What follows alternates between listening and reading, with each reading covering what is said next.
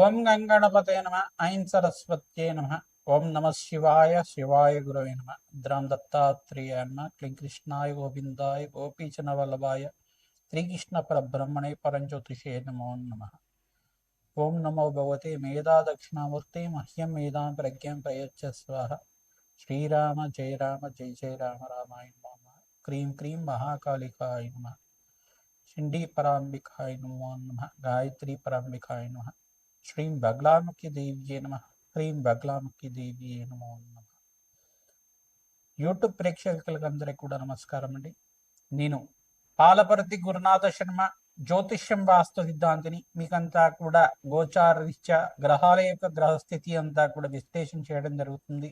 ఈ రోజునంతా కూడా ప్రధానంగా చూసుకుంటే మనం చెప్పబోయే టాపిక్ ఏంటంటే, జన్మజాతకం ప్రకారంగా మీ యొక్క గురుబలం పెరగాలి అంటే కనుక ఎటువంటి ఈ యొక్క పరిష్కారం ఆచరించాలి, ఏ దేవత ఆరాధన అంతా కూడా యొక్కరంగా ఉంటుంది, బృహస్పతి అనుగ్రహం వల్ల ఏ యొక్క సిద్ధులంతా కూడా లభించడానికి ఆస్కారం ఉంటుంది, అంటే ఏ కార్యాలంతా కూడా మంచి జరగడానికి ఆస్కారం ఉంటుంది.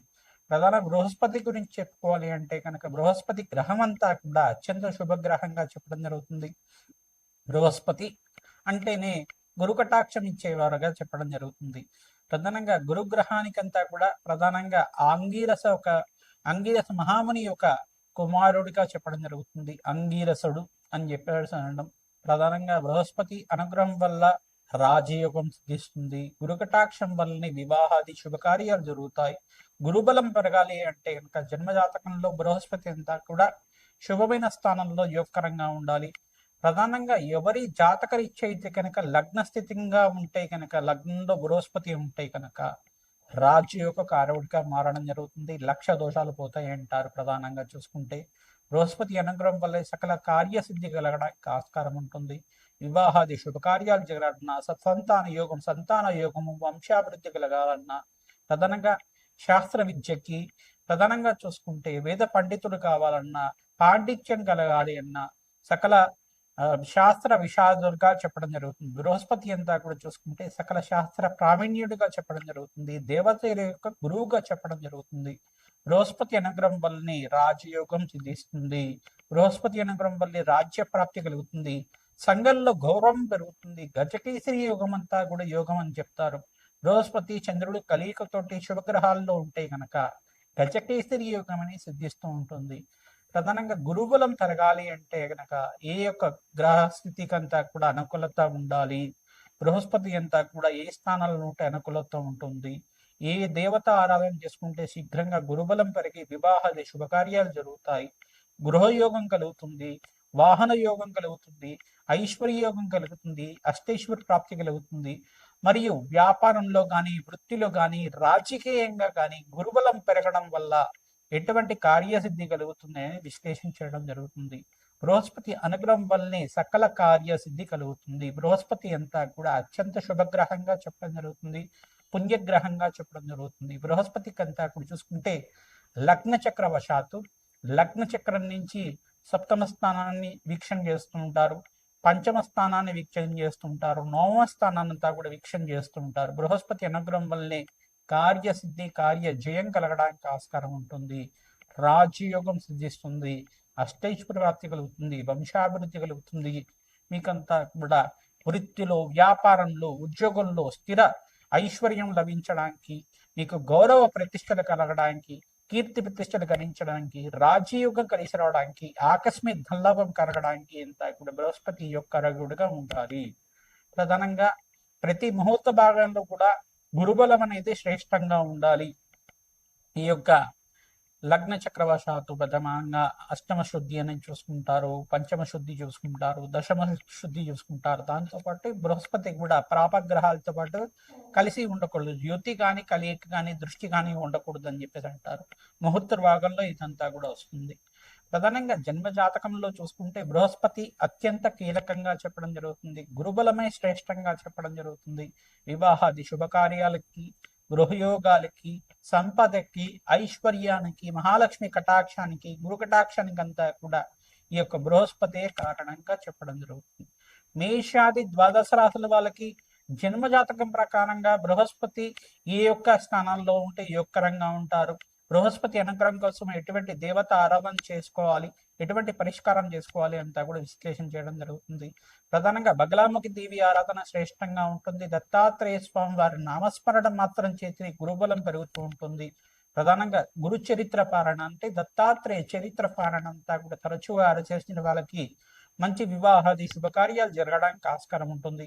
శ్రీకృష్ణ పరమాత్మ ఆరాధన కూడా యోగకరంగా ఉంటుంది. తులసిమాలతోటి నిత్యం ఈ యొక్క శ్రీకృష్ణ పరమాత్మ ఆరాధన చేయడం వల్ల, రాధాకృష్ణుల ఆరాధన దేవాలయంలో అంతా కూడా ఆరాధన చేయడం వల్ల విశేషమైన గురుబలం పెరగడానికి, ఈ యొక్క రుక్ని కళ్యాణం చేయించుకోవడం వాళ్ళకి శీఘ్రంగా కళ్యాణ యోగం సిద్ధించడానికి ఆస్కారం ఉంటుంది. సీతారాముల కళ్యాణం అంతా కూడా దేవాలయ ప్రాంగణంలో ఎవరైతే నిత్యం చేస్తుంటారో గురుబలం పెరిగి జాతక ఇచ్చా శీఘ్ర వివాహ యోగం సిద్ధించడానికి, అతి శీఘ్ర వివాహ యోగం సిద్ధించడానికి ఆస్కారం ఉంటుంది. ప్రతినిత్యం కూడా శనగల మాలనంతా కూడా దత్తాత్రేయ స్వామి వారి మెడలో అంతా కూడా హారంగా చేసి మాలలాగా చేసి పసుపు రంగు వస్త్రాలతోటి విశేషంగా స్వామివారి పూజ చేయడం, అరటి పళ్ళని ఈ శనగలంతా కూడా నివేదన చేయడం వల్ల గురుకటాక్షం పెరుగుతుంది. ఆంజనేయ స్వామి వారిని అంతా కూడా విశేషంగా మూలమంత్రంతో అర్చించి వేద మంత్రాలతో అర్చించిన తర్వాత మన్య సూక్త పారాయణం చేయించి తమలపాకు పూజ చేసిన తర్వాత అరటి పళ్ళని చక్కెరకి అనే అరటి పళ్ళంతా కూడా స్వామివారికి నివేదన చేయడం వల్ల విశేషమైన పుణ్య ప్రాప్తి కలుగుతుంది, గురుబలం పెరుగుతుంది, అష్టైశ్వర ప్రాప్తి కలుగుతుంది. శ్రీరామ జయ రామ జయ జయ రామ రామ నామాన్ని ప్రతినిత్యం కూడా నామస్మరణ చేస్తూ ఉండాలి. తద్వారా గురు కటాక్షం పెరుగుతుంది.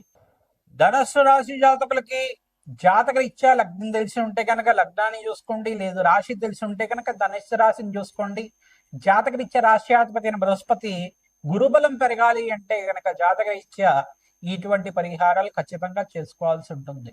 ప్రధానంగా ధనుస్సు రాశి జాతకులంతా కూడా మేధా దక్షిణామూర్తి స్వామి ఆరాధన, శ్రీకృష్ణ పరమాత్మ ఆరాధన, శ్రీరామచంద్ర స్వామి ఆరాధన అంతా కూడా అత్యంత యోగకరంగా ఉంటుంది.